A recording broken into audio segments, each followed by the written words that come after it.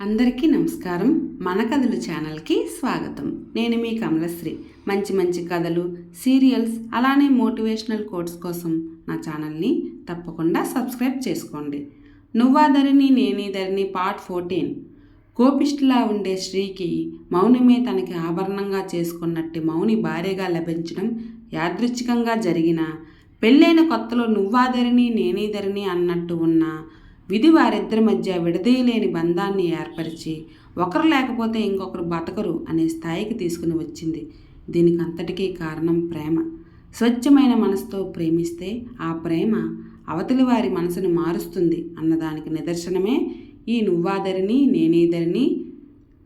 ఓ పాట కలిపిన ఈ జంట నిండు నూరేళ్ళు సప్త స్వరాలుగా కలిసిమెలిసి ఉండాలని, శృతిలయ్యల్లాంటి పిల్లా పాపలతో ఎల్లవేళలా ఆనందంగా ఉండాలని కోరుకుందాం. ఆదరించిన అందరికీ నా హృదయపూర్వక ధన్యవాదాలు. సమాప్తం. నచ్చితే కామెంట్ చేయండి, సబ్స్క్రైబ్ చేసుకోండి. Thank you. మీ కమలశ్రీ.